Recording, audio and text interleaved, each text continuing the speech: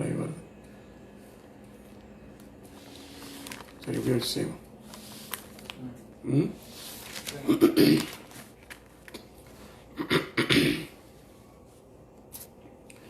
கிறிஸ்துவுக்குள் அன்பார்ந்த சகோதர சகோதரிகளே, இந்த நாளிலும் திரும்பவுமாக கர்த்தருடைய வசனத்திலிருந்து சில காரியங்களை நாம் அறிந்து கொள்வதற்கு ஏதுவாக இந்த நிகழ்ச்சிக்குள்ளாக நாங்கள் கடந்து செல்வோம்.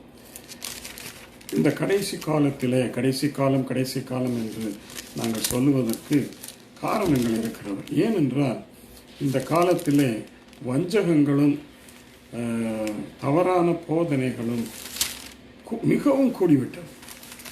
அதாவது எல்லாவற்றுக்குமே ஒரு குழப்பமான தவறான ஒரு காரியங்களையே அவர்கள் பேசிக்கொண்டிருக்கிறார்கள். அது ஒரு வழக்கமாகவே போய்விட்டது.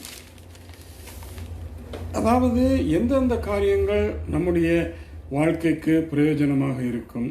முதலாவது, வாழ்க்கைக்கு பிரயோஜனமாக இருக்க வேண்டும். இரண்டாவது, நம்முடைய ஆவிக்குரிய வாழ்க்கைக்கு அல்லது நிலைக்கு அது யூஸ்ஃபுல்லாக இருக்க வேண்டும். மூன்றாவது, நாம் இந்த உலகத்தில் வாழ்ந்து கொண்டே இருக்கிறபடியினாலே எங்களுக்கு அது உதவி செய்கிறதாக இருக்க வேண்டும். நாலாவது, நாம் கடைசியாக எதிர்நோக்கி இருக்கிற பரலோகத்தை சென்று அடைய வேண்டும். இவைகளை நாங்கள் எங்களுடைய நோக்கங்களாக கொண்டிருப்போமானால், அருமையான சகோதர சகோதரிகளே, எங்களுடைய ஃபோக்கஸ் சரியாக இருக்கும். இதை தவிர இப்பொழுது நாங்கள் எதிலே எங்களுடைய ஃபோக்கஸ்களை நாங்கள் வைத்து கொண்டிருக்கிறோம் என்று நான் சொன்னால் தயவு செய்து நீங்கள் கோர்த்து கொள்ளக்கூடாது. நம்முடைய ஃபோக்கஸ் என்ன தெரியுமா? இந்த உலகத்தில் நான் நல்லா வாழணும். I want to live happily. ஒத்துக்கொள்கிறேன், ஹாப்பியாக வாழணும், ஜாயாக வாழணும். ஏன்னா கர்த்தர் அதையெல்லாம் நமக்கு வாக்குத்தத்தம் பண்ணியிருக்கிறார். அதனால அதையெல்லாம் நான் ஒத்துக்கொள்கிறேன். அதில் நான் எந்த விதமான இதுன்னு சொல்லலை. சமாதானமாக வாழணும், ஆவிக்குரிய கனிகளை கொடுக்கணும், இதெல்லாம் பர்ஃபெக்ட். ஆனால் இதுதான் எங்களுடைய அல்டீரியர் நோக்கம் இல்லை. இது இல்லை. சில சமயங்களிலே இந்த உலகத்திலே நாங்கள் வாழும் பொழுது அநேக சோதனைகளை, கஷ்டங்களை சந்திக்க வேண்டியது வரும். இயேசு கிறிஸ்துவே அது வரும் என்று சொல்லிவிட்டு போயிட்டார். உலகத்தில் உங்களுக்கு உபத்திரவம் வரும். இயேசு கிறிஸ்து உபத்திரவம் வராதபடி நான் காத்துக்கொள்வேன் என்று வாக்கு பண்ணியிருந்தால் நிச்சயமாக நம்ம அதை அக்செப்ட் பண்ணி தான் ஆகணும். நான் சொல்றது உங்களுக்கு புரியுதுன்னு நினைக்கிறேன். பட் அவரே சொல்லிட்டு போயிட்டாரு, இந்த உலகத்தில் உங்களுக்கு உபத்திரவங்கள் உண்டு, கஷ்டங்கள் உண்டு. மத்தேயு 5ஆம் அதிகாரத்திலிருந்து 8ஆம் அதிகாரம் அவர் சொல்லப்பட்ட அந்த மலை பிரசங்கத்திலேயே அவர் சொல்லிவிட்டார். என்ன சொல்லிவிட்டார்?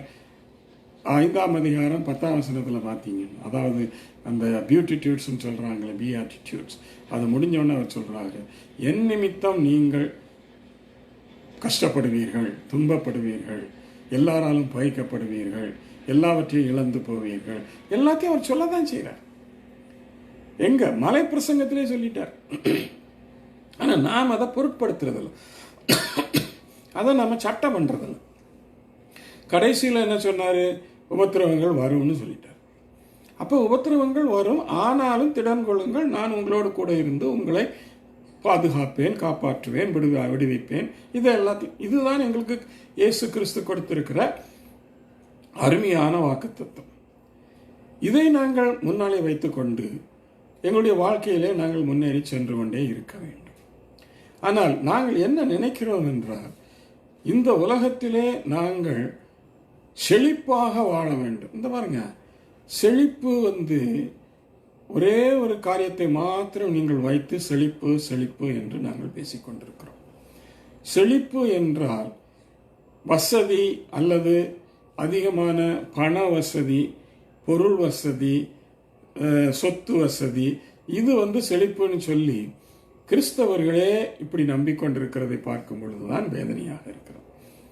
இது உண்மையான செழிப்பு இல்லை. இதற்கு எவ்வளவோ வியாக்கியானங்கள், விளக்கங்கள் என்னால் சொல்ல முடியும். ஆனால் அதெல்லாம் நான் சொன்னேன்னா நான் சொல்ல வந்த காரியம் இன்னைக்கு சொல்ல முடியாமல் போயிட்டோம். அதனால கொஞ்சம் பொறுமையாக கேளுங்க. அது நம்முடைய நோக்கம் இல்லை, அது செழிப்பும் இல்லை, உண்மையான செழிப்பும் அது இல்லை. ஆண்டவர் நம்மை ஆசீர்வதிக்க வேண்டும் என்று அவர் சித்தம் கொண்டிருப்பாரானால் நீங்கள் ஜெபிக்க வேண்டிய அவசியம் இல்லை, கேட்க வேண்டிய அவசியம் இல்லை. ஆனால் வானத்தின் பலகணிகளை திறந்து அவரே கொட்டிடுவார். ஏன்னா அவர் இந்த உலகத்திலே செழிப்பாய் வாழ்ந்தவர்களுக்கெல்லாம் அப்படித்தான் செய்திருக்கிறார். நம்ம அதையே நோக்கி பார்க்கிறபடியினாலே தான் இந்த பிரச்சனை. முதலாவது தேவனுடைய ராஜ்யத்தையும் நீதியையும் தேடுங்கள், அப்பொழுது இவைகள் எல்லாம் உங்களுக்கு கூட கொடுக்கப்படும் சொல்லிட்டார். எல்லாத்தையும் நான் தருவேனப்பா, ஆனால் முதலாவது நீங்கள் என்னுடைய ராஜ்யத்தையும் நீதியையும் தேடுங்கள்லாம் சொல்லியிருக்கிறாரு. அதை நம்ம தேடாமல் மற்றதையே தேடிக்கிட்டு இருந்தால் எப்படி வரும்? இதற்கு சில படிப்பினைகளாக சில காரியத்தை இது யாக்கோபு மிகவும் அழகாக தன்னுடைய நிருபங்களிலே அவர் அதை குறித்து பேசியிருக்கிறார். அதுகளிலே நாம் சிலவற்றை இந்த நாளிலே நேரம் இருக்கிறவரை நாம் தியானிப்போம். யாக்கோபு 1ஆம் அதிகாரம், அதிலே நாம் வருவோம்.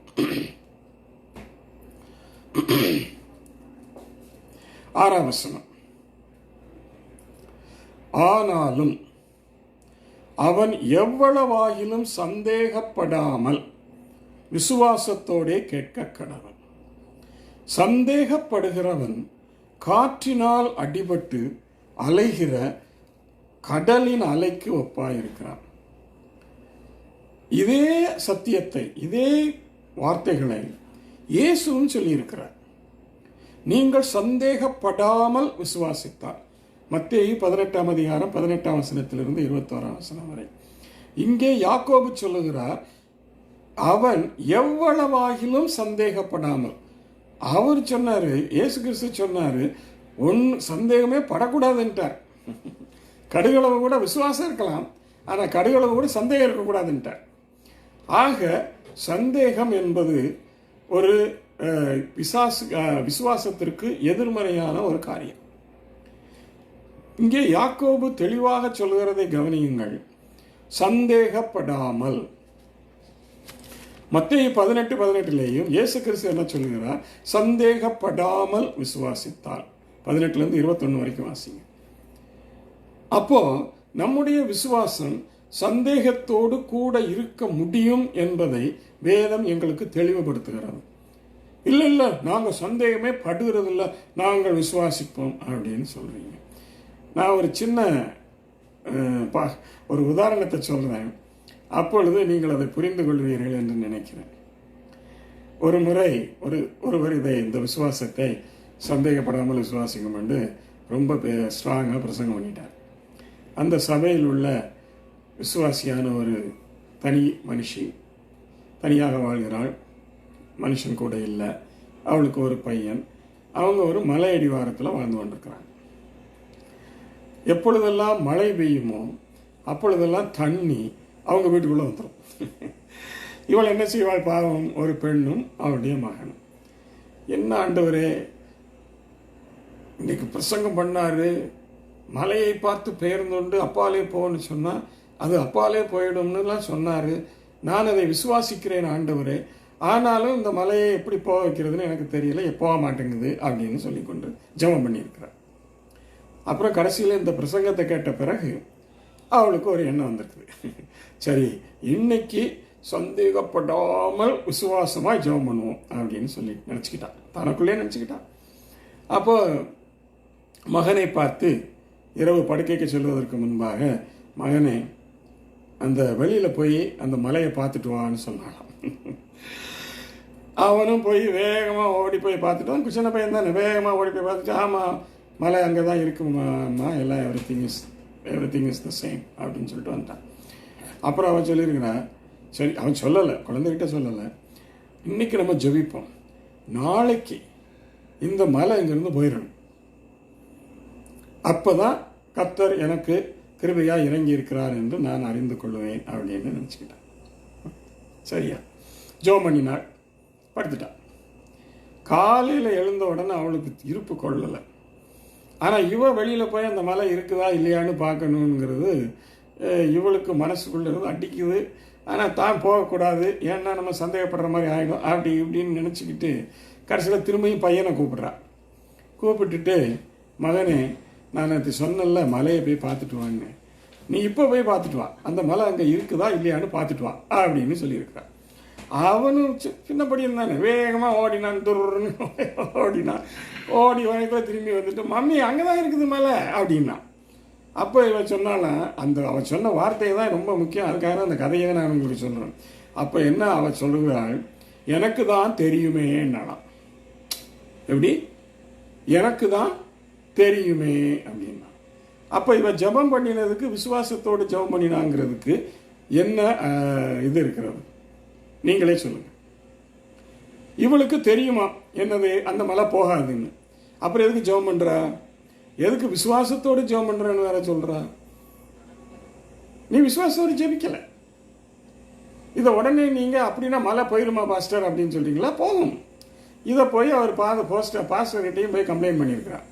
அப்போ அவர் திரும்பி அதே தான் சொல்லியிருக்கிறார், மகளே நீ விசுவாசமா போய் ஜெபம் பண்ணு அப்படின்னு சொல்லியிருக்கிறார். சரி ஐயா அப்படின்னு சொல்லிட்டு வந்தவா அன்றைக்கு அடுத்த வாரம் என்று நினைக்கிறேன்னு, ஒரு வாரம் கேப்பு, அடுத்த வாரம் அதே மாதிரி ஜெபம் பண்ணிட்டான். ஜெபம் பண்ணிட்டு, ஏன்னா ஆண்டவர் இதுக்கு மேலே அவளை சோதிக்க விரும்பலை, ஆகையினால ஆண்டவர் இந்த ஜெபத்தை கேட்டார். கேட்டுட்டு அவர் கிரியை செய்ய ஆரம்பிச்சிட்டார். இவா என்ன பண்ண, காலையில் இவளுக்கு எழும்போதே டமால் டுமில் அப்படின்னு வெடிகுண்டு வைக்கிற சத்தம், புல்டவுசர் சத்தம் இப்படி தான் கேட்குதான். இது என்னடா அது புதுசாக இருக்குது, வெடிகுண்டெல்லாம் வைக்கிறாங்க, புல்டோசர்லாம் வந்து என்னமோ நடக்குது அப்படின்னு சொல்லி போட்டு ரொம்ப வேகமாக இவளே போய் பார்த்துருக்கிறான். இவள் பக்கத்தில் இருந்த மலையின் பகுதிகளை எல்லாம் அவர்கள் இடித்து விட்டார்கள், கிளியர் பண்ணி விட்டார்கள். அங்கு சாலை ஒன்று வருகிறது என்று சொல்லி முற்றிலுமாக கிளியர் பண்ணி விட்டார்கள். இப்பொழுது என்ன ஆகிப்போச்சு, சாலை நடுவில் வந்துட்டது. இவளுடைய வீடு சாலைக்கு இந்த பக்கம் இருக்கிறது, மிச்சம் இருக்கிற மலை சாலைக்கு அந்த பக்கம் இருக்கிறது. கர்த்தர் செவி கொடுத்தாரா இல்லையா? அதாவது நம்மளே கணக்கு போடக்கூடாது. என்ன அப்படியே தூக்கி கொண்டே வச்சிருவாரு அப்படின்னு நம்மளே நினைச்சுக்கிறது இல்லை. அவர் எப்படி கிரியை செய்வாருங்கிறது அவர் பக்கத்தில் நம்ம விட்டுடணும். ஆண்டவர் எனக்கு கற்றுக் கொடுத்த ஒரு சின்ன பாடத்தை உங்களுக்கு சொல்லிதான், ரொம்ப ஈஸி. என்னைக்குமே ஜெபம் பண்ணும்போது ஏதாவது ஒரு காரியம் உங்களுடைய சிந்தனைக்கு அப்பாற்பட்டதாக இருக்கும் என்று வைத்துக் கொள்ளுங்கள். தயவு செய்து இது எப்படி நடக்கும் அப்படின்னு தமிழில் சொல்கிறேன், ஆங்கிலத்தில் ஹவு என்ற கேள்வியை கேட்கக்கூடாது. ஏன்னா that is not our business. How என்கிற கேள்வியை கேட்கக்கூடாது. இரண்டாவது கேள்வி ஒன்று இருக்கிறது, அதையும் நம்ம கேட்போம் அடிக்கடி, எப்பொழுது இது நடக்கும்? when will it happen? இந்த how and when இந்த ரெண்டு கேள்வியையும் நாம கேட்கக்கூடாது. ஏன்னா அது கடவுளுடைய காரியம். he will do it when he wants. he will do it in the way he wants. அவர் தான் என்ன நேரத்தில், வேதத்தில் பிரசங்கியில் இன்னொரு வசனமும் உண்டு, அவர் எல்லாவற்றையும் நேர்த்தியாக ஏற்ற வேளையில் செய்கிற தேவன் அப்படின்னு அவருக்கு ஒரு பேர் இருக்கு.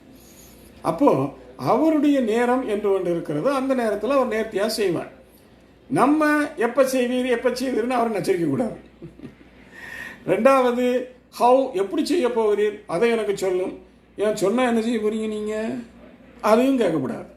இந்த ரெண்டு கேள்வியும் கேட்டிங்கன்னா உங்களுக்கு விசுவாசம் இல்லைன்னு அர்த்தமாயிடும். ஆண்டவர் ஒன்றும் செய்ய மாட்டார், அமைதியாயிடுவார். இங்கே பாருங்க, நல்லா சொல்கிறார், காற்றினால் அடிபட்டு அலைகிற கடலின் அலைக்கு ஒப்பாயிருக்கிறான். இப்போ நீங்கள் அதை இமேஜின் பண்ணிக்கோங்க, கடலின் அலையில் காற்று அடிபடும் பொழுது எப்படி இருக்கும் என்று இமேஜின் பண்ணிக்கோங்க. ரெண்டாவது, அப்படிப்பட்ட மனுஷன், நல்லா கவனிங்க, அப்படிப்பட்ட மனுஷன் தான் கர்த்தரிடத்தில் எதையாகிலும் பெறலாம் என்று நினையாதிருப்பானாக. நினைக்காதன்ட்டார் ஆண்டவர். நீ அப்படி சந்தேகப்படுவாயானால் நீ கர்த்தரிடத்திலிருந்து எதையாகிலும் பெறலாம் என்று நினையாதிருப்பாயாக. Don't even think. Waste. Think பண்ணாத, திங்க் கூட பண்ணாத. ஏன்னா உனக்கு அது கிடைக்க போறது இல்லை. இதனாலதான் அநேகருடைய ஜபங்கள் கேட்கப்படுவது இல்லை, அநேகர்களுக்கு ஜபத்திற்கு பதில் கிடைப்பதும் இல்லை. மற்ற எத்தனையோ காரணங்கள் இருக்கு, அதுக்குள்ளெல்லாம் நான் இன்னைக்கு போகலை. ஏன்னா நான் விசுவாசத்தையே தான் சுற்றி வரப்போகிறேன். அதனால விசுவாசம் என்றால் என்னங்கிறதை நாம் இன்றைக்கு அந்த ஒரு பாயிண்டையாவது நன்றாக தெளிவாக அறிந்து கொள்ள முயற்சி செய்வோம். ஃபெய்த், விசுவாசம். அப்படி சொல்லிட்டு அடுத்த வார்த்தையை சொல்றாரு, அது இன்னும் டேமேஜிங்கா இருக்குது. யாக்கோபு இருமனதுள்ளவன். ஏன்னா அப்படிப்பட்டவன் ஒய்யி ஹவ்வுன்னு கேள்விகள் கேட்டுக்கொண்டிருப்பானால் அவன் இருமனதுடையவன் என்று யாக்கோபு தெளிவாக சொல்லிட்டார். அப்படி இருமனதுடையவன் தன் வழிகளில் எல்லாம் நிலையற்றவனாயிருக்கிறான். நிலையற்றவன். He is not confident in his own ways. தன்னுடைய வாழ்க்கையிலே அவனுக்கு கான்ஃபிடன்ஸ் கிடையாது. தன்னுடைய வழிகளிலே அவனுக்கு கான்ஃபிடன்ஸ் கிடையாது. வழிகளிலெல்லாம் நிலையற்றவனாய் இருக்கிறான் என்று யாக்கோபு தெளிவாக எழுதுகிறார். இதுதாங்க விசுவாசத்தின் அடிப்படை. விசுவாசம் என்றால் ரொம்ப ஈஸியா நினைச்சுக்காதீங்க. இன்னொரு வித்தியாசத்தையும் நான் உங்களுக்கு சொல்ல ஆசைப்படுகிறேன்.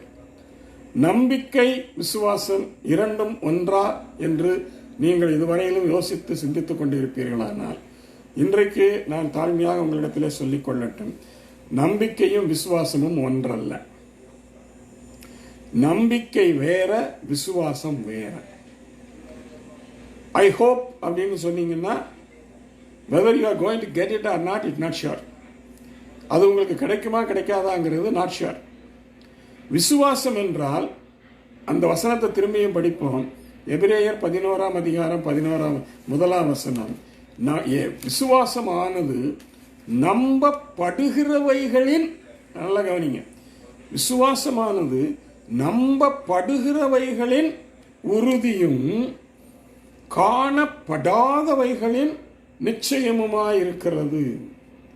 இந்த ஒரு வசனத்தை தாங்க இன்னைக்கு உங்களுக்கு நான் உங்க தலைக்குள்ள ஏத்தணும்னு நான் முயற்சி பண்றேன். நம்பிக்கை, நம்பப்படுகிறவைகளின் உறுதியும் காணப்படாதவைகளின் நிச்சயம், இதுதான் விசுவாசம்.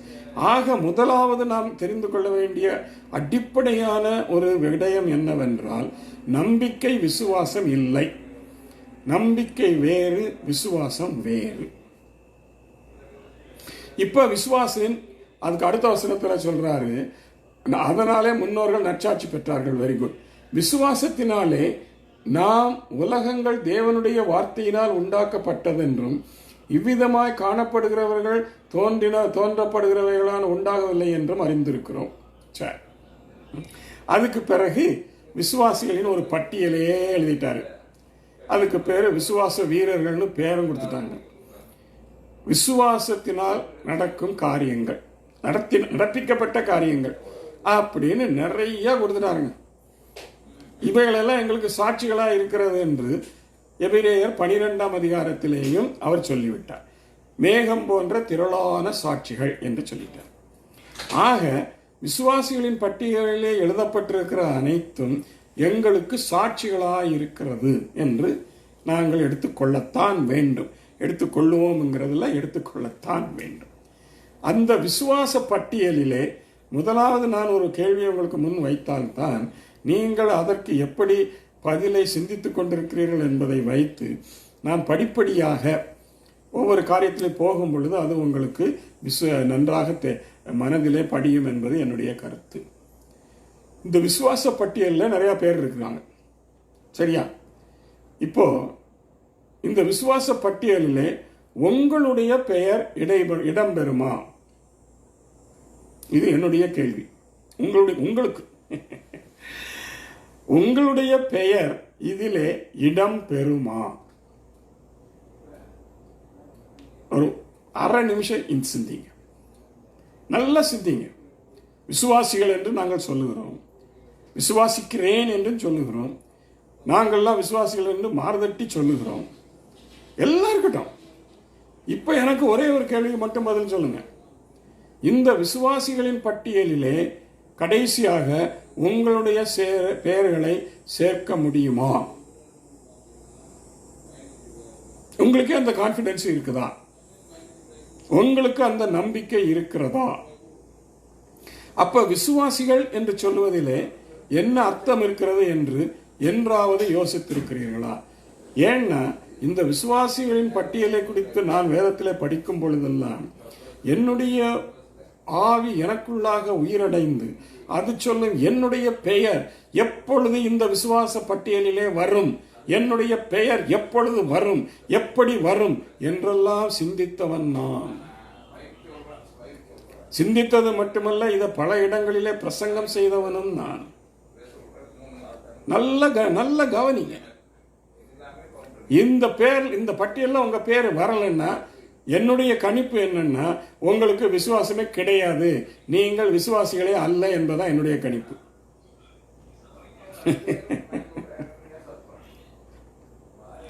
ஏங்க, அவங்களும் எல்லாருமே மனுஷன் தானுங்க, எல்லாரும் மனுஷன் தானே.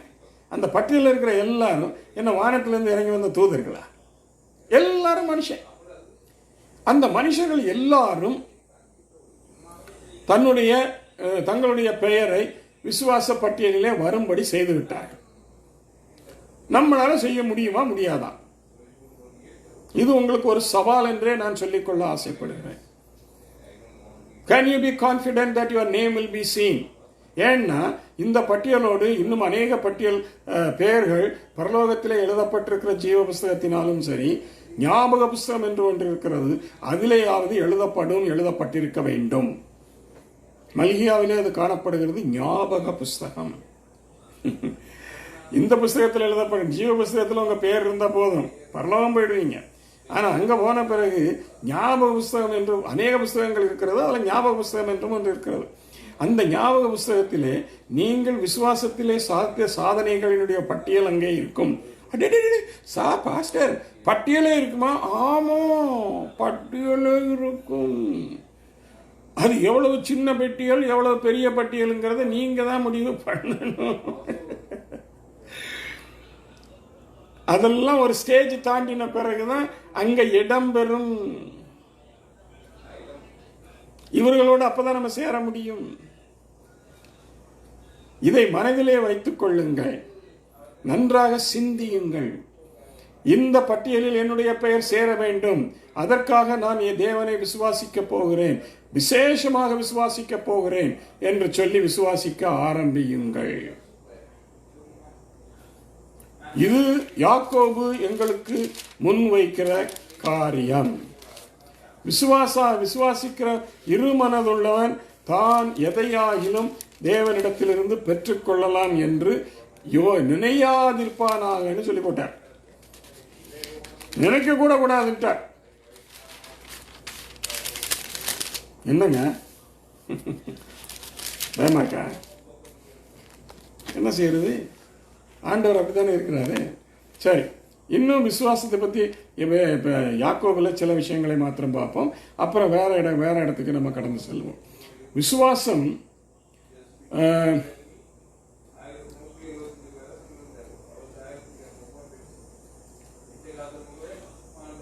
பிசாசுக்கு எதிர்த்து கீழ்ப்படி 7ஆம் வசனம், தேவனுக்கு கீழ்ப்படிந்திருங்கள், பிசாசுக்கு எதிர்த்து நில்லுங்கள், அப்பொழுது அவன் உங்களை விட்டு ஓடி போவான். இந்த பிசாசைக்கு எதிர்த்து நில்லுங்கள் என்பது அநேகருக்கு புரிகிறதில்லை.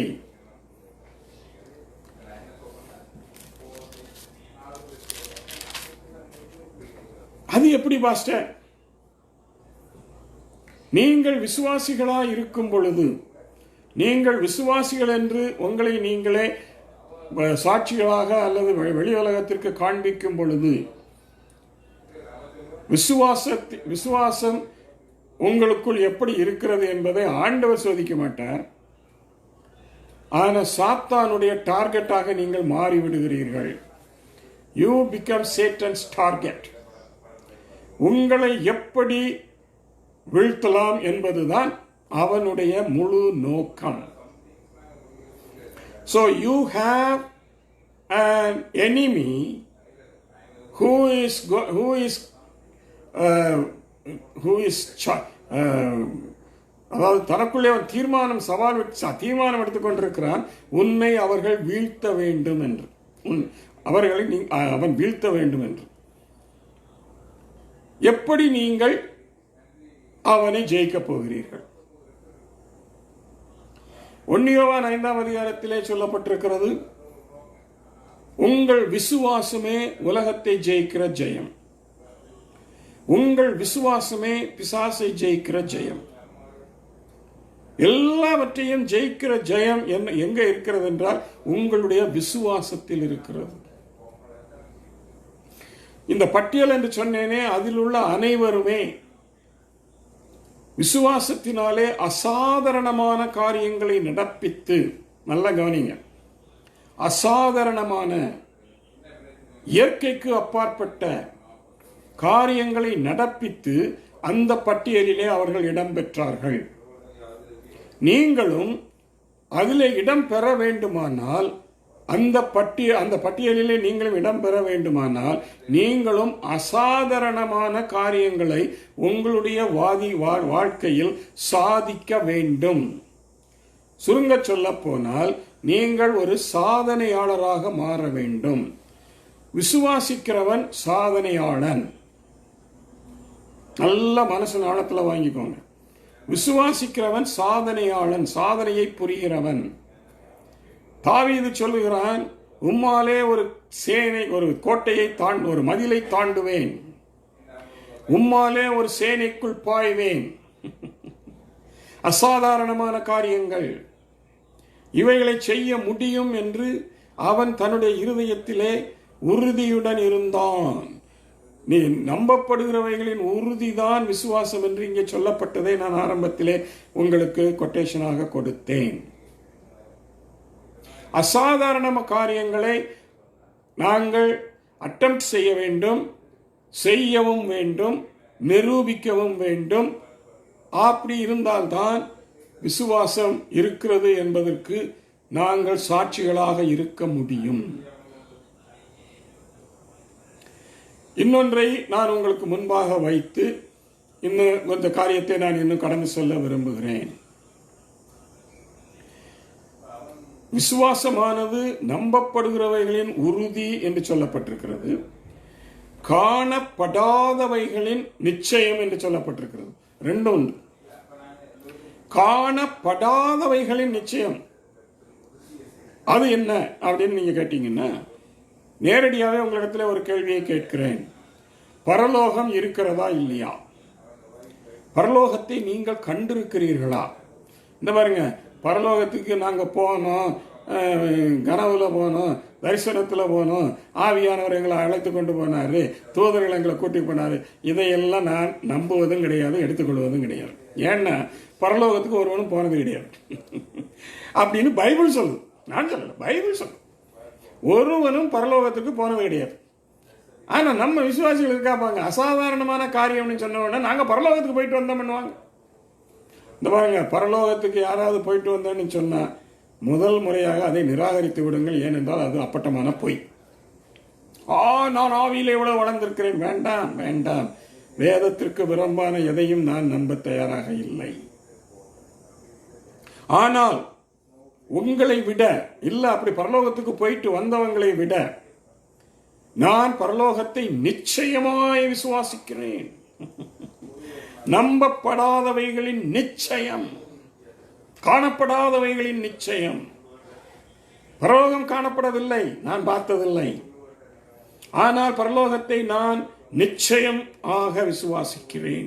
இருக்கிறது என்பதில் எனக்கு எந்த விதமான இரண்டு சிந்தனை கிடையாது. இரண்டாவது, அதை போலவே நரகத்தையும் விசுவாசிக்கிறேன், நம்புகிறேன், நான் விசுவாசிக்கிறேன். ஏனென்றால் நரகம் இருக்கிறது என்பதை வேதம் எங்களுக்கு உறுதி செய்கிறது. அது சாத்தானுக்காகவும் அவனுடைய தூதர்களுக்காகவும் அவனோடு இருக்கிறவர்களுக்காகவும் ஆயத்தப்பட்டிருக்கிறது என்பது வேதத்தின் மூலமாக தெளிவாய் அறிகிறோம். வேதத்திற்கு புறம்பாக யாராவது ஏதாவது சொன்னார்கள் என்றால் அதை ஏற்றுக்கொள்ள முடியாது.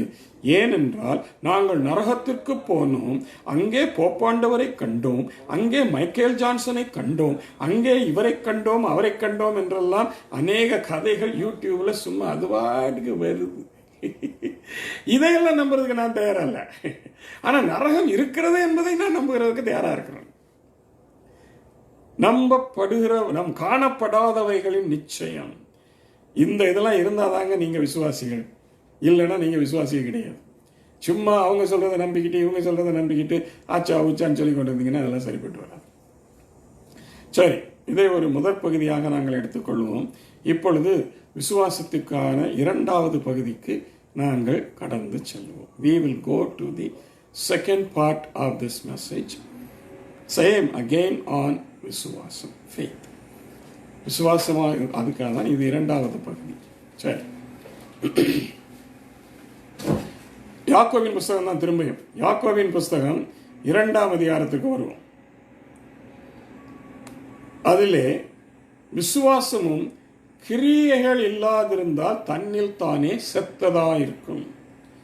ஆங்கிலத்திலே அது இவ்வாறு சொல்லப்பட்டிருக்கிறது: faith without works is dead. அது செத்தது. புரியுதா? செத்ததா இருக்கும் என்று போடப்பட்டிருக்கிறது. ஒருவன் எனக்கு விசுவாசம் உண்டு, உனக்கு விசுவாசம் உண்டு, எனக்கு கிரியைகள் உண்டு, கிரியைகள் இல்லாமல் உன் விசுவாசத்தை எனக்கு காண்பி. பாருங்க, ஜேம்ஸ் யாக்கோபு ரொம்ப பயங்கரமான மூலஸ்தான் நான் நினைக்கிறேன். உன் விசுவாசத்தை எனக்கு காண்பி. இப்போ ஒரு கேள்வி, உங்க விசுவாசத்தை எப்படிங்க நீங்க காண்பிக்க போறீங்க? காண்பிக்க முடியுமா? கிரியை இல்லாத விசுவாசம் செத்ததுன்னு அதுக்கு முதல் ஸ்டேட்மெண்ட். அடுத்தது என்ன சொல்றாரு? விசுவாசத்தை காண்பின்றார். கிரியைகள் இல்லாமல் உன் விசுவாசத்தை காண்பி. தான் ஏன் விசுவாசத்தை நான் என் விசுவாசத்தை என் கிரியைகளினாலே உனக்கு காண்பிப்பேன் அப்படின்னு அடிச்சிட்டார். எப்படிப்பட்ட சவால் பாருங்க. நீ கிரியைகள் இல்லாமல் உன் விசுவாசத்தை காட்டணும். நான் என்னுடைய கிரியைகளினாலே என் விசுவாசத்தை உனக்கு காண்பிப்பேன் அப்படின்னு அடிச்சிட்டார். அதில் இன்னொன்னையும் சேர்த்து சொல்றார், தேவன் ஒருவர் உண்டென்று விசுவாசிக்கிறாய். இது எல்லாருமே சொல்றாங்க.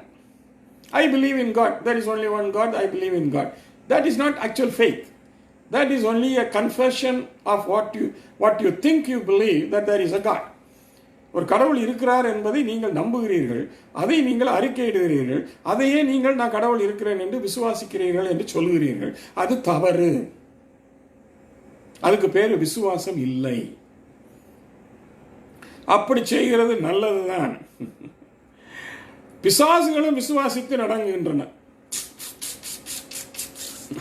அப்போ உங்க விசுவாசமும், அவரால் யாக்கோபு சொல்கிறதன்படி உங்கள் விசுவாசமும் பிசாசின் விசுவாசமும் ஒன்றுட்டார். இப்ப எப்படி நீங்க உங்களுடைய விசுவாசத்தை வித்தியாசப்படுத்தி காண்பிக்க போகிறீர்கள்? காட்டணுமா வேண்டாமா?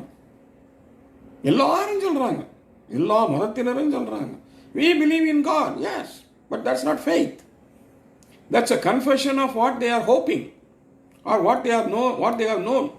அவர்கள் என்ன அறிந்திருக்கிறார்களோ, என்னத்தை நம்புகிறார்களோ அதனுடைய அறிக்கை தான் அது விசுவாசம் இல்லை. விசுவாசத்தை காண்பிக்க முடியுமா பாஸ்டர்? காண்பிக்கலாம், காண்பிக்க முடியும். என்ன பாஸ்டர், எப்படி காண்பிக்கிறது? அப்படி கேளுங்க, அதுக்கு நான் ஆன்சர் கொடுங்க. ஆனால் முதலாவது நீங்கள் உறுதியாக அறிய வேண்டிய ஒரு சத்தியம் என்னவென்றால், விசுவாசத்தை காண முடியும், காண்பிக்க முடியும். அடுத்தவனிலே விசுவாசம் இருக்கிறதா இல்லையா என்பது உங்களாலே காணவும் முடியும். நீங்கள் காணவும் முடியும், நீங்கள் காண்பிக்கவும் முடியும். ஏனென்றால் விசுவாசமானது அப்படிப்பட்டது என்று இயேசுவே எங்களுக்கு சொல்லியிருக்கிறார்.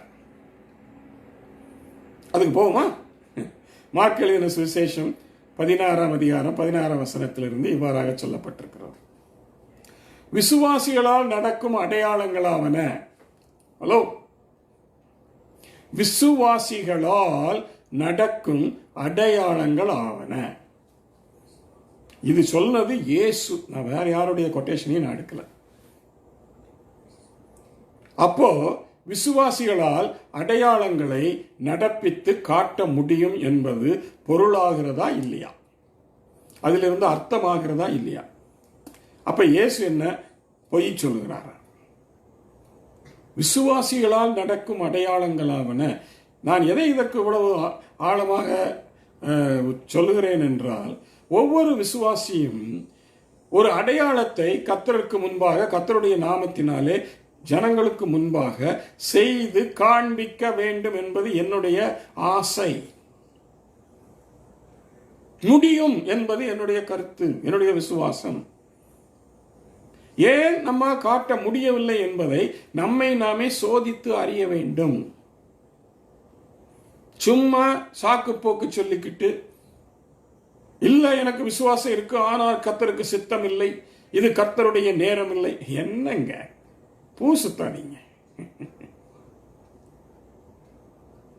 இதே நேரத்தில் இன்னொன்னையும் சொல்லுவாங்க, இதே பிரசங்கமாங்க. எப்படின்னா, எல்லா நேரமும் கர்த்தருக்கு நல்ல நேரம், அதையும் ஒரு பக்கம் சொல்லுவாங்க.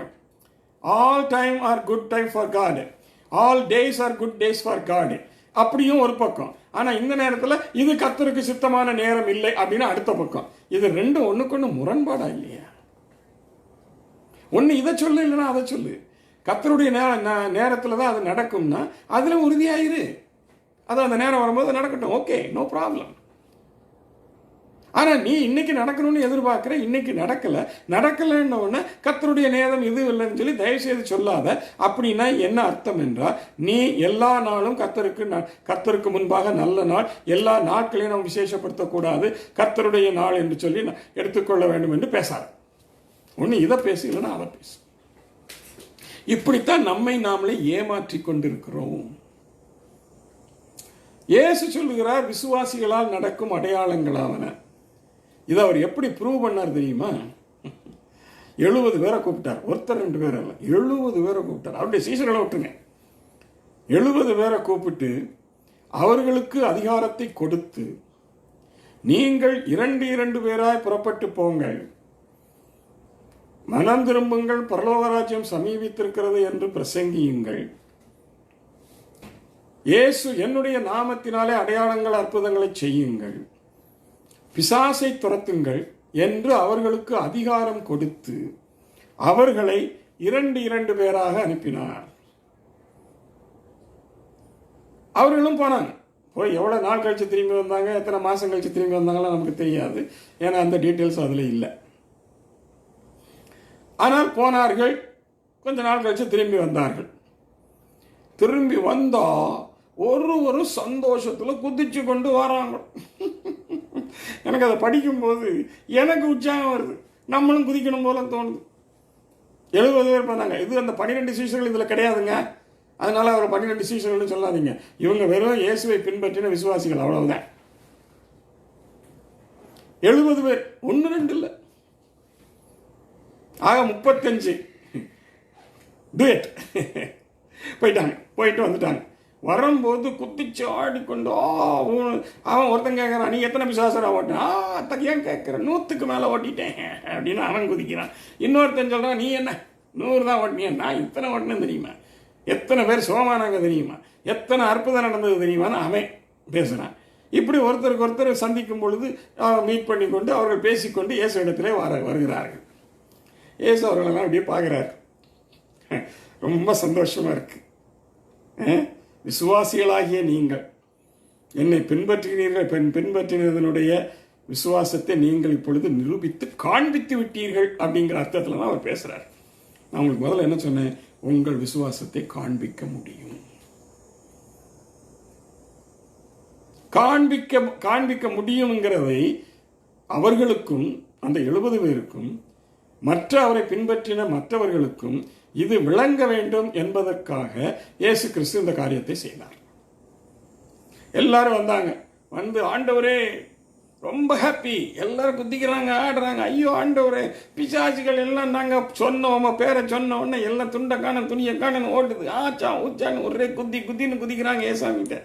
ஏசாமி வந்து குட், ஆக நீங்கள் விசுவாசிகள் தான் என்பதை மற்றவர்களுக்கு முன்பாக நிரூபித்து காண்பித்து விட்டு வந்து விட்டீர்கள், சந்தோஷமா அப்படிங்கிற மாதிரி கேட்கிறார். ஆமாண்டவரே அப்படின்னு ரொம்ப சந்தோஷம். அப்போ அவர் சொல்றாரு மெதுவா, இந்த பாருங்க, இதுக்கெல்லாம் நீங்க இவ்வளவு சந்தோஷப்பட வேண்டாம், அவசியம் இல்லை. என் நாமத்தினால பிசாசுகள் ஓடும், நீங்க அதை ஓட்டுங்க, அது ஒன்றும் பிரச்சனை கிடையாது. என் பேரை சொன்னோடனே அவங்கெல்லாம் ஓடிடுவாங்க. ஆனால் இதிலே நீங்கள் மகிழ்ந்திருக்க வேண்டாம், உங்களுடைய பெயர்கள் ஜீவ புஸ்தகத்தில் இருக்கிறதே என்பதை நினைத்து மகிழ்ச்சியாயிருங்கள், சந்தோஷப்படுங்கள் என்று சொல்கிறார். அப்போ அவர் என்ன சொல்றாரு, நீங்கள் ஜீவ புஸ்தகத்தில் பெயர் எழுதப்படுவதுதான் உங்களுக்கு முதல் நோக்கமாக இருக்க வேண்டும். அது உங்களுக்கு ஓகேனா மற்ற எல்லாம் ஓகே. ஆனால் வெறும் அற்புதங்கள், அடையாளங்கள் அல்லது பிசாசுகளை துரத்துறதினாலே உன் பேர் ஜீவ புஸ்தகத்தில் இருக்கணும்னு அவசியம் இல்லைன்ட்டார். அதானுங்க அதுக்கு அர்த்தம். என்னங்க, ஒருவேளை ஜீவ புஸ்தகத்தில் பேர் இல்லைன்னா அது எப்படி இல்லாமல் போகும்னா என்கிட்ட கேட்காதீங்க, வேதம் அப்படி சொல்லலை, அவ்வளோதான் எனக்கு தெரியும். அவர்கள் விசுவாசத்தை காண்பித்து விட்டு வந்திருக்கிறார்கள். அருமையான சகோதர சகோதரர்களே, நீங்களும் விசுவாசத்தை காண்பியுங்கள், கிரியைகளில் காண்பியுங்கள். யாக்கோபு இங்கே 2 விதமான கிரியைகளை அவர் இங்கே நமக்கு முன்பாக வைக்கிறார். அந்த 2ஐயும் நம்ம படிப்போம், அது உண்மையாக ரொம்ப பிரயோஜனமா இருக்கும். அடையாளங்கள் ஆவனன்னு சொல்லி இயேசு கிறிஸ்து சொன்னார். என் நாமத்தினாலே பிசாசுகளை துரத்துவார்கள், அனவமான பேச்சுகளை பேசுவார்கள். அந்த 3ஆவதுக்கும் 4ஆவதுக்கும் அப்புறம் வருவோம். அதுக்கு இடையில இதுகளை பார்ப்போம். கிரியை இல்லாத விசுவாசம் செத்தது என்றால் அதுக்கு அர்த்தம் என்ன? கிரியைகளில் 2 விதம் உண்டு. ஒன்று, நீ விசுவாசியா இருந்தால் இயேசு கிறிஸ்து செய்த கிரியைகள், இயேசு கிறிஸ்து இரக்கம் கொண்டு செய்த காரியங்களைப் போல நீங்களும் செய்ய வேண்டும். எப்படி என்றால், அன்பா இருக்க வேண்டும், இரக்கம் உள்ளவனாய் இருக்க வேண்டும், நல்ல சமாரியனைப் போல மற்றவர்களுக்கு உதவி செய்கிறவனாய் இருக்க வேண்டும். ஒருவனுக்கு ஒரு தேவை இருக்குமானால் அந்த தேவைகளை நீ பூர்த்தி செய்ய வேண்டும். அதுக்கு ஒரு அருமையான உதாரணத்தையும் இயேசுன்னு சொல்றாரு. இங்க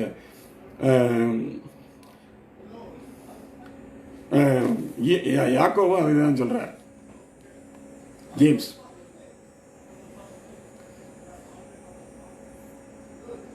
ஒருவன் உங்களிடத்திலே வருகிறான், சாப்பாடு இல்லை, துணிமணி நல்ல துணிமணி இல்லை, ஏழை தரித்திர கோலத்திலே வருகிறான். அப்ப இயேசு என்ன சொல்றாரு, விசுவாசிகளாகிய நம்மை போல, நீ சேர்த்துக்கிறேன், நம்மை போல விசுவாசிகள் எல்லாம் என்ன சொல்லுவோம், பாரு கர்த்தர் என்னை ஆசீர்வதித்திருக்கிறார், நான் பாரு வேளா வேலைக்கு சாப்பிடுகிறேன், நல்ல உடை அணிந்திருக்கிறேன், பார்த்தாயா அப்படி இப்படின்னு சொல்லி போட்டு அவனை பார்த்து நீ போய் இளைப்பாரு, எப்படி நல்ல போர்வையை வச்சுக்கிட்டு போய், அவனுக்கு போடுறதுக்கே துணி இல்லை, போர்வையான், போர்வையினால நல்லா போத்திக்கிட்டு சூடு உண்டாக்கி அதுக்குள்ள படுத்து தூங்கு, இளைப்பாருக்கு சாப்பாடு இருந்தால் தானே, அவனுக்கு தான் சாப்பாடே இல்லையே அப்படி என்று சொல்லி நீ அவனை அனுப்புகிறாய். நீ விசுவாசி என்று உன்னை சொல்லிக் கொள்கிறாய். இது ஒரு விதமான கிரியை. இதை இயேசு கண்டிக்கிறார். இப்படி செய்கிறதினாலே நீ உன் விசுவாசத்தை காண்பிக்கவில்லை. நீ என்ன செய்யணும், அவனுக்கு முதலாவது உணவு கொடுக்க வேண்டும். உடை இல்லாமல் இருப்பானால் உடை கொடுக்க வேண்டும். ஒருவேளை அவனுக்கு வேறு துணிமணிகள் இல்லாமல் இருந்தால், உன்னிடத்தில் எக்ஸ்ட்ராக்கள் நிறையாக இருக்குமானால், தயவு செய்து குட் சமாரிட்டன், த்ரிஃப்ட் ஸ்டோரு, இல்லை எங்கேயாவது இருக்கிற பின்னு இதில் எல்லாம் கொண்டு போய் போடாதீங்க. ஏழைகளுக்கு தேவையான எல்லாம் நிறைய இருக்குது, அதை போய் கொடுங்க அப்படின்னு சொல்றார் இயேசு. இதையெல்லாம் செய்தால்தான் நீங்கள் விசுவாசிகள் என்பது அர்த்தமாகும். இல்லாவிட்டால், நான் நன்றாக வாழ்கிறேன் பார்த்தாயா, நான் விசுவாசியா இருக்கிறபடியினாலே கர்த்தர் என்னை ஆசீர்வதித்திருக்கிறார் பார்த்தாயா, நான் நல்ல சட்டை போட்டிருக்கிறேன், உடுப்புடுத்திருக்கிறேன் பார்த்தாயா, இப்படியெல்லாம் சொல்லாதீங்க தயவு செய்து. இயேசு கிறிஸ்து அதை பார்த்து சொல்லிட்டாரு, அது பொய்யான உபதேசம், பொய்யான சாட்சி என்று சொல்லிப்பட்டார். யாக்கோபு அதை தான் சொல்றார், கிரியை இல்லாமல் நான் விசுவாசி என்று நீ சொல்லாதே. இது ஒரு விதமான கிரியை. இந்த கிரியையை நாங்கள் செய்ய வேண்டும். இதற்கு ஒரு சிறிய சாட்சியை என்னுடைய வாழ்க்கையிலிருந்து, என்னுடைய தாயாருடைய வாழ்க்கையிலிருந்து சொல்கிறேன். ரொம்ப சின்ன சாட்சி தான், ரொம்ப நேரம் எடுக்க மாட்டேன். எங்கள் அம்மாவுக்கு இந்த குணம் நிறைய உண்டு. ரோட்டில் யாராவது ஒரு பிச்சைக்காரன் போனான்னா அவனை வீட்டுக்குள்ளே கூப்பிடுவாங்க. நல்லா திண்ணையிலையோ இல்லை நடு வீட்லையோ கூப்பிட்டு உட்கார வச்சு அவனுக்கு சாப்பாடு போடுவாங்க. துணி இருக்குதான்னு கேட்பாங்க. இப்போ நாங்கள் போட்ட துணி பிள்ளைங்க இருக்காக்கு துணி இருக்குதான்னு கேட்பாங்க. எங்கள் போட்ட துணிகள் எடுத்து கொடுப்பாங்க. அவனுக்கு தேவையானதை கொடுப்பாங்க. நல்ல சாப்பாடு போட்டு திருப்தியாக அனுப்புவாங்க. இதெல்லாம் நாங்கள் பார்த்துக்கிட்டு இருக்கிறோம் சின்ன வயசில். இதை போலவே அந்த காலத்தில் ரிக்ஷா தான், ஆட்டோ ரிக்ஷா கூட கிடையாது, வெறும் ரிக்ஷா. அதில் போவாங்க கடைக்கு. போகும் பொழுது ரிக்ஷாக்காரன் அம்மா நான் வரேன், அம்மா நான் வரேன்னு எங்கள் வீட்டிலேருந்து அம்மா கீழே இறங்கின உடனே ஓடி ஓடி வருவாங்க. அதுக்கு என்ன காரணங்கிறத இப்போ நான் சொல்ல போகிறேன். ஒரு ரிக்ஷாவில் ஏறுவாங்க. அவன் தாய் உனக்கு விஸ்வ மனதை கொடு அப்படின்னு சொல்லிடுவான். இவங்களும் யூஸ்வலாக ₹1 கொடுப்பாங்க போல இருக்குது அந்த காலத்தில். ₹1 போக்குறதுக்கு வரதுக்கும். தாரேன் அப்படின்னு சொல்லி போயாச்சு. கடைக்கு போய் ஜாமான்லாம் வாங்கியாச்சு. திருப்பி வீட்டுக்கு வந்தாச்சு. வந்த உடனே அடுத்த கேள்வி, எங்கள் தாயை கேட்குறத நாங்கள்லாம் கேட்டுருக்கோம். சாப்பிட்டியா? இல்லாத்தா, சாயங்காலம் நான் நீ கொடுக்குற காசை கொண்டு போய் சாயங்காலம் நான் ஜாமான் வாங்கி கொண்டே கொடுத்தா தான் எங்கள் வீட்டில் அடுப்பு அப்படின்னு சொல்லுவோம். உடனே எங்கள் அம்மா, சி இப்படிலாம் சொல்லாத, வா உள்ள அப்படின்னு சொல்லி அவனை வீட்டுக்குள்ளே கூட்டிகிட்டு போய் அவனுக்கு சாப்பாடு கொடுத்து, தேவையான அளவு அவனுக்கு காசு இருக்குதா ஜாமான் வாங்கிட்டு போகிறதுக்கு, எத்தனை பிள்ளைங்க மனுஷி எல்லாத்தையும் பல்ல இழிப்பான். இதெல்லாம் நாங்கள் பார்த்துக்கிட்டு இருக்கோம். ₹1 பேசின இடத்துல ₹2 ₹4 எவ்வளோ உங்களால் முடியுமோ கொடுப்பாங்க. அவன் நேராக இதை வாங்கிக்கிட்டு பட்டன்னு சைக்கிள் எடுத்துகிட்டு வீட்டில் போய் ஜாமான் வாங்கி கொடுத்துட்டு, அம்மா கொடுத்தாங்க சமைச்சு பிள்ளைகளுக்கு போடுன்னு சொல்லி திரும்பி வந்து காத்து கிடப்பான் எங்கள் வீட்டுக்கு முன்னால். திடீர்னு எங்கள் அம்மாவுக்கு வியாதி ஆகிப்போச்சு. சாகிற நிலைமைக்கு போயிட்டாங்கன்னு என்ன அம்மா வெளியிலே வரலன்னு சொல்லி எல்லாரும் பேச ஆரம்பிச்சிட்டாங்க. கடைசியில் அப்படியே குசுமுசுன்னு பேசி கடைசியில் கண்டுபிடிச்சிட்டாங்க, எங்கள் அம்மா மரணத்தருவாயில் இருக்கிறார்கள். நாங்கள்லாம், எனக்கு அப்போ 7 வயசுன்னு நினைக்கிறேன், என் பெரிய அண்ணனுக்கு 11 வயசு. நாங்கள்லாம் பள்ளிக்கூடத்துக்கு போயிட்டு திரும்பி வரோம். வீட்டு முன்னால் பெரிய கூட்டம், ஒரு 100க்கு மேலே ரிக்ஷாக்காரங்க. இது இல்லாத அந்த தெருவில் உள்ள அவ்வளவு பேர். என்னடா அவ்வளோ கூட்டமாக இருக்குன்னு சொல்லி மெதுவாக உள்ள பார்த்தா எங்கள் அம்மா மூச்சு வாங்கிட்டு இருக்கிறாங்க. வெளியில் இருக்கிறவெல்லாம் அவன் கடவுளை கும்பிடுறான். ஐயோ இந்த தாய் பிழைக்கட்டும், ஆத்தா பிழைச்சு, இந்த ஆத்தாளை பிழைக்கவே எல்லாரும் கூப்பிடுறாங்க. எங்களுக்கு என்னன்னே தெரியல, ஏன்னா நாங்கள் சின்ன பசங்க தான். உடனே எங்கள் தகப்பனார் வேறு ஊரில் வேலை செய்து கொண்டு தான், எங்கள் சித்தப்பா தான் அந்த ஊரில் இருந்தார். அவர் உடனே ஓடி வந்தார், ஆஸ்பத்திரி கொண்டு வந்தாங்க, நல்லா வந்துட்டாங்கன்னு வச்சுக்கோங்க. நான் எதுக்கு இந்த கதையை சொல்கிறேன்? கிரியைகளினாலே உன் விசுவாசத்தை காட்டுகிறீர்களா என்று நீங்களே உங்களை கேள்வி கேட்டுக்கொள்ளுங்கள். இதைத்தான் யாக்கோபு சொல்லுகிறார், கிரியைகளினாலே உன் விசுவாசத்தை காட்டு. விசுவாசிக்கிறேன் என்று சொல்லி நீ கிரியை இல்லாவிட்டால் உன்னுடைய விசுவாசம் செத்தது. பரலோகத்துக்கு போவியா போமாட்டியாங்கிறத கேள்விக்குறிங்கிறதா அதுக்கு அர்த்தம். இன்னொரு கிரியை இருக்குது, அதை இயேசு கிறிஸ்து சொன்னதுக்கு வருவோம். விசுவாசிக்கிறவனால் நடக்கும் அடையாளங்களாவன அந்த கிரியை. அது என்ன கிரியை அப்படி என்றால், என் நாமத்தினாலே பிசாசுகளை துரத்துவீர்கள், நவமான பாஷைகளை பேசுவீர்கள், சாவுக்கு எதுவான யாதொன்றை எடுத்தாலும் அது உங்களை சேதப்படுத்தாது, வியாதியஸ்தர்கள் மேல் கைகளை வைப்பீர்கள், அப்பொழுது சுஸ்தமாவீர்கள். என்னங்க, சுஸ்தமாவார்கள். இது ஒரு விதமான கிரியை. இந்த கிரியையும் விசுவாசத்தினாலே நடக்கும் அடையாளங்களாவனங்கிற லிஸ்ட்ல தான் வருது. ஒன்று அந்த கிரியைகளாவது செய்யணும், இல்லை இந்த கிரியைகளாவது செய்யணும். நம்ம ரெண்டுமே செய்யறதில்ல. இந்த கிரியைகளை செய்ய வேண்டுமானால், நான் இரண்டாவது சொன்ன லிஸ்ட் படி அந்த கிரியைகளை செய்ய வேண்டுமானால் உங்களுக்கு பரிசுத்த ஆவியின் ஒத்தாசை வேண்டும். பரிசுத்த ஆவி இல்லாமல் உங்களால் அதை செய்ய முடியவே முடியாது. நீங்கள் தலைகளை நின்று குட்டிக்காரணம் போட்டாலும் முடியாது. இதற்கு பரிசுத்த ஆவியானவரின் அபிஷேகமும் ஒத்தாசையும் உங்களுக்கு தேவை. இந்த கடைசி காலங்களிலே இதை முழுவதுமாக புறக்கணிக்கிறார்கள் என்பது என்னுடைய வேதனையாக இருக்கிறது. எல்லாரும் புறக்கணிக்கிறாங்க. விசுவாசிகள் புறக்கணிக்கிறாங்க, பிரசங்கிமார்கள் புறக்கணிக்கிறாங்க, ஊழியக்காரர்கள் புறக்கணிக்கிறாங்க, போதகர்கள் புறக்கணிக்கிறாங்க. என்னத்தை சொல்றதுன்னே எனக்கு தெரியல. எல்லாரும் புறக்கணிக்கிறார்கள். ஏன் என்று எனக்கு விளக்கம் சொல்ல தெரியல. அவர்கள் கொடுக்கிற விளக்கத்தை என்னால் ஏற்றுக்கொள்ளவும் முடியவில்லை.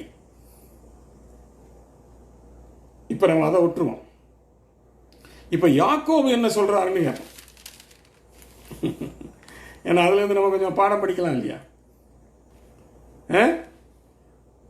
5ஆம் அதிகாரம், யாக்கோபு 5ஆம் அதிகாரம் 14ஆம் வசனம். உங்களில் ஒருவன் துன்பப்பட்டால் ஜெபம் பண்ண கடவன், ஒருவன் மகிழ்ச்சியாய் இருந்தால் சங்கீதம் பாட கடவன். அடுத்த வசனம், உங்களில் ஒருவன் வியாதிப்பட்டால் சுகவீனமாய் இருந்தால் அவன் சபையின் மூப்பர்களை வரவழைப்பானாக, அவர்கள் கர்த்தருடைய நாமத்தினாலே அவனுக்கு எண்ணெய் பூசி அவனுக்காக ஜெபம் பண்ண கடவர்கள். அப்பொழுது விசுவாசமுள்ள ஜெபம் பிணியாளியை ரட்சிக்கும், அவனை எழுப்புவார், அவன் பாவம் செய்தவனால் அதுக்கு மன்னிக்கப்படும். என்ன சொல்றாரு பாருங்க. விசுவாசமுள்ள ஜெபம் பிணியாளியை சுகப்படுத்தும், ரட்சிக்கும். அப்போ சுகம் அடையவில்லை என்றால் அதற்கு சாக்கு போக்குகள், விளக்கங்கள் கொடுக்கக்கூடாது. இது கர்த்தருக்கு சித்தமில்லை, இது ஒரு விளக்கம். இது கர்த்தருக்கு சரியான நேரம் இல்லை, அது இன்னொரு விளக்கம். இப்படிலாம் நீங்க நினைச்சுக்கிட்டு இருந்தீங்கன்னா ஏங்க ஜெபம் பண்ண போறீங்க? போகாதீங்க, மாயமான வேண்டாம். இல்லைங்க இன்னைக்கு அவர் சொல்ல மாட்டான்னு எனக்கு தெரியும், அதனால நான் ஜெபிக்க வரமாட்டேன் அப்படின்னு சும்மா அவனை பிரியப்படுத்துறதுக்காக போய் ஜெபம் பண்ணிக்கிட்டு நல்லா வரணை பண்ணி ஜெபம் பண்ணிட்டு நீங்க வந்துட்டீங்கன்னா ஒரு பிரயோஜனமும் இல்லை. வேத வசனத்தின்படி பிணியாளிகளுடைய விசுவாசிகளுடைய ஜெபம் பிணியாளியை சுகமாக்கும். இங்க ஊழியக்காரர்கள் என்று போட்டிருக்கிறது. இயேசு கிறிஸ்து என்ன சொன்னார்? விசுவாசிகளுக்கே சொன்னார், நீங்கள் அவர்கள் மேல் கைகளை வைக்கும் பொழுது அவர்கள் சுஸ்தமாவார்கள், சுகமடைவார்கள். அப்ப இந்த 2 பேருக்கும் காமன் என்னங்க? அவர்கள் ஊழியக்காரர்களாக இருக்கலாம், நான் இல்லைன்னு சொல்லல. நீங்கள் வெறும் விசுவாசிகளாக இருக்கலாம். ஆனால் இந்த 2 பேருக்கும் பொதுவான ஒன்று உண்டு. அது என்னது? பரிசுத்த ஆவியின் அபிஷேகம். பரிசுத்த அபிஷேகத்தை ஒரு விசுவாசியும் பெற்றிருக்கலாம், ஊழியக்காரர்கள் பெற்றிருக்க வேண்டும். அது அப்படி. அப்ப பரிசுத்த ஆவியின் அபிஷேகம் என்பது கிரியை செய்கிறவர் பரிசுத்த ஆவியாகிறார். அது ஒரு விசுவாசிகளுக்குள்ள இருந்தாலும் சரி அல்லது ஊழியக்காரர்கிட்ட இருந்தாலும் சரி, கிரியை செய்கிறது பரிசுத்த ஆவியானவர். அவர் உங்களுக்குள்ளே இருப்பாரானால், உங்களுக்குள்ளே இருக்கிற அந்த பரிசுத்த ஆவியானவர் நீங்கள் வியாதியஸ்தர்களுக்காக கைகளை வைத்து ஜெபம் பண்ணும் பொழுது அவர் கிரியை செய்து சுகமாக்குவார், விடுதலையாக்குவார், வியாதியிலிருந்து அவர் சுஸ்தமாவான். ஊழியக்காரர்களும் அப்படியே தான். ஆக 2 பேருக்கும் பொதுவான காரியம் என்னவென்றால் பரிசுத்த ஆவியின் அபிஷேகம். இதுல இயேசு கிறிஸ்து இன்னொரு அடையாளத்தையும் சேர்த்து சொல்லிட்டாரு. அதுக்குள்ள நான் இப்போ போகல. நவமான பாஷைகளை பேசுவார்கள் சொல்லிட்டாரு. நம்ம சொல்லுவோம் பரிசுத்த ஆவியின் அபிஷேகம் பெற்றவங்க அந்நிய பாஷைகளை பேசுவார்கள். அதோடு இப்ப நிறுத்திக்குவோம். அதை நான் வேற சமயங்களில் உங்களுக்கு கற்றுத்தாரு. ஆனால் விசுவாசிகளால் நடக்கும் அடையாளங்கள் ஆவன என்பதிலே கிரியைகளிலே 2 விதம். அந்த கிரியையும் நடக்க வேண்டும், இந்த கிரியையும் நடக்க வேண்டும். இந்த கிரியைக்கு உதவி செய்கிறவர் பரிசுத்த ஆவியானவர். புரிகிறதா? அப்ப அந்த பரிசுத்த ஆவியானவரை புறக்கணித்தால், வேண்டாம் என்று சொல்லிவிட்டால், இல்ல தவறான வழிகளிலே பரிசுத்த ஆவியானவர் என்னோடு கூட தான் இருக்கிறார் என்று ஒரு தவறான நம்பிக்கையுடையவர்களா, விசுவாசம் அதுக்கு பேர் நம்பிக்கையுடையவர்களாக நீங்கள் இருப்பீர்களானால் நீங்களே உங்களை வஞ்சித்துக் கொண்டு இருக்கிறீர்கள் என்பதுதான் அர்த்தம். இதற்கு ஒரு அருமையான உதாரணத்தையும் யாக்கோபு சொல்லிவிட்டார். அவர் என்ன சொல்லுகிறார்? 17ஆம் வசனம், 5ஆம் அதிகாரம் 17ஆம் வசனம். எலியா என்பவன் வந்துட்டார், பாயிண்ட்டுக்கு வந்துட்டார். எலியா என்பவன் நம்மை போல பாடுள்ள மனுஷன். ஹலோ சகோதர சகோதரிகளே, நம்மை போல பாடுள்ள மனுஷன். அவன் ஒன்றும் சூப்பர்மேன் கிடையாது, பரலோகத்துக்கு இறங்கி வந்த தேவதூதன் கிடையாது. நம்மை போலவே பாடுள்ள மனுஷன், உங்களையும் என்னையும் போலவே பாடுள்ள மனுஷன். எப்படி கொண்டு வரார் பாருங்க யாக்கோபு. எல்லாத்தையும் சொல்லி போட்டு கடைசியில் பாயிண்ட் வந்துட்டார். நெத்தி அடின்னு சொல்றது இதுதான். என்ன சொல்றாரு பாருங்க, எலியா என்பவன் நம்மை போல பாடுள்ள மனுஷனா இருந்தும் மழை பெய்யாதபடிக்கு கருத்தாய் ஜெபம் பண்ணினான். இதுல இன்னொரு பாயிண்ட் சேர்த்துக்கிட்டாரு, கருத்தாய் ஜெபம் பண்ண வேண்டும். விளையாட்டு ஜெபம் என்று ஒன்று இருக்கிறது, மற்றவர்களுக்காக ஜெபிக்கிறது. அவர்கள் நம்ம பெரிய ஜெபத்திலே ஒரு பெரிய புலி அப்படி என்று புரிந்து கொள்ள வேண்டும் என்பதற்காக ஜெபிக்கிறது இருக்குது. மாய்மால ஜெபம் இருக்கிறது, உள்ளத்தில் ஒன்றை வைத்து வாயிலே ஒன்றை ஜபிக்கிற ஜபம் இருக்கிறது. இப்படி ஜபத்திலேயே பல விதங்கள் இருக்கிறது. உள்ளத்தில் அவனுக்கு சுகம் வரக்கூடாதுன்னு நினச்சிக்கிட்டு இருப்பான், அவன் ஆசீர்வதிக்கப்படக்கூடாதுன்னு நினச்சிக்கிட்டு இருப்பான். ஆனால் அவனுக்கு முன்பால அவன் மேலே தலையில் கை வச்சு கத்தரவனை ஆசீர்வதிப்பாங்கன்னு ஜபிப்பான். இது எவ்வளோ பெரிய மாய்மாலமான ஜபம்னு உங்களுக்கு தெரியுமா? இப்படி ஜபிக்கிறவங்களாம் நான் பார்த்துருக்கிறேன். அதுக்கு தான் யாக்கோபு என்ன சொல்றாரு, எலியா நம்மை போல பாடுள்ளவனா இருந்தாலும் மழையை கருத்தாய் ஜெபம் பண்ணினான். கருத்தாய் ஜெபம் பண்ணினான். ஏர்னஸ்ட் பிரேயர், இதுக்கு பேர் தான் ஏர்னஸ்ட் பிரேயர்னு சொல்றது. கருத்தாய் ஜெபம் பண்ணினான். அப்பொழுது 3 வருஷம் 6 மாதம் பூமியில் மழை பெய்யவில்லை. அவன் என்னங்க, நம்மை போல பாடுள்ள மனுஷன், உங்களையும் என்னையும் போல ஒரு விசுவாசி. ஆனால் அவளுக்குள் தேவ ஆவியானவர் இருந்தார். The Spirit of God was in him. அப்பொழுது அந்நிய பாஷை அடையாளங்கள் எல்லாம் இல்லை, ஆனால் அவர் செய்த சிறு கிரியைகளிலே அவர் புரிந்து கொள்ளலாம். அவருக்குள் பரிசுத்த ஆவியானவர் இருந்து கிரியை நடப்பித்தார். மறுக்க முடியுமா? இல்ல பரிசுத்த ஆவி இல்லாம இவன் சொந்த மாமிசத்துல தைரியத்தில் இவனால் செய்திருக்க முடியுமா? சிந்தியுங்கள் ஐயா. ஆக நம்முடைய ஜெபம் கருத்தாய் இருக்க வேண்டும். ஏர்னஸ்ட், கருத்தாய்னா நீங்க மீனிங்ஃபுல் ஜெபம்னு எடுத்துக்காதீங்க. Ernest prayer. ஏர்னஸ்ட் பிரேயர்னா அதாவது சம்திங் ஷுட் ஹேப்பன் அப்படின்னு. அதுக்கு மாத்திரம் ஒரு சின்ன வழக்கத்தை சொல்லிட்டு நான் முடிச்சுக்கிறேன். எபிரேயர் 11:1 திரும்ப போவோம். நம்பப்படுகிறவைகளின் உறுதி என்று சொல்லப்பட்டிருக்கிறது. உறுதி என்பதை உங்களுக்கு சில வார்த்தைகளிலே நான் விளக்கலாம் என்று இருக்கிறேன். உறுதி என்றால் விசுவாசத்துக்கு இன்னொரு பெயர். அதுக்கு என்ன, மன உறுதி என்று பெயர். விசுவாசத்துக்கு இன்னொரு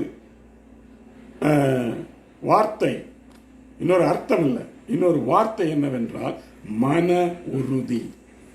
மன உறுதியோடு நீங்கள் இருப்பீர்களானால் தான் விசுவாசம் கிரியை செய்யும், இல்லாவிட்டால் விசுவாசம் கிரியை செய்யாது.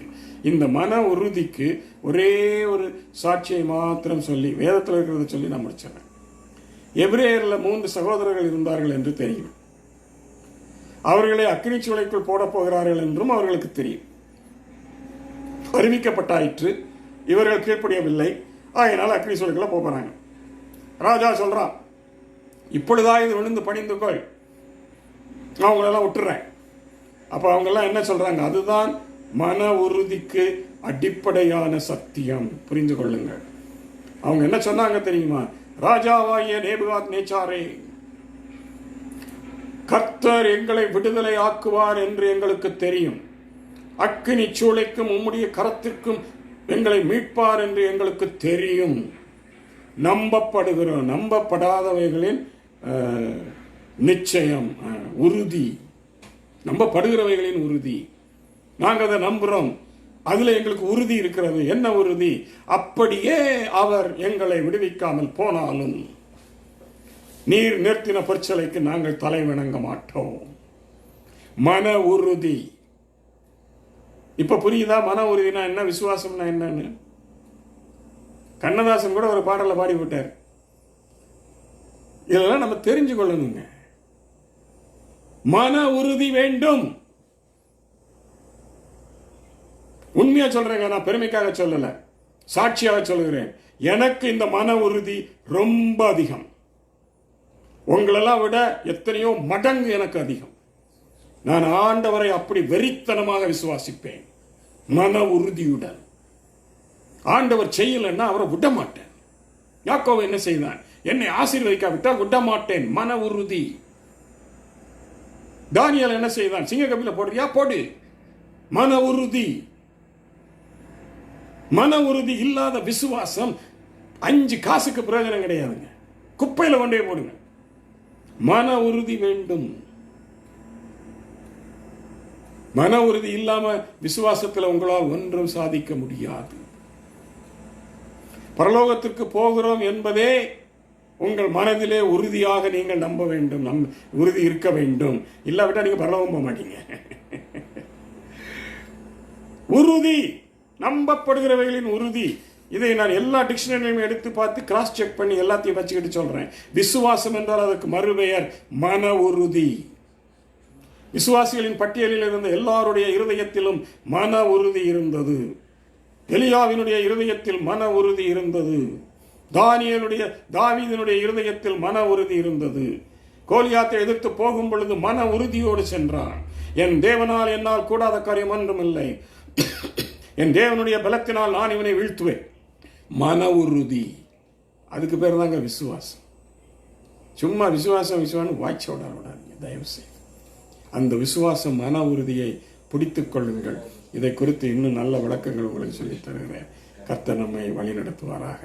சிறிய ஜெபம் செய்வோம். ஆண்டவரே, இந்த நாளில் என்னுடைய இதயத்தில் போட்ட சகல சத்தியங்களையும் இவர்களுக்கு போதித்தேன்.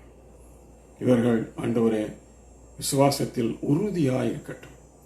மன உறுதி இவர்களுக்கு இருதயத்தின் ஆழத்திலே இருக்கட்டும்.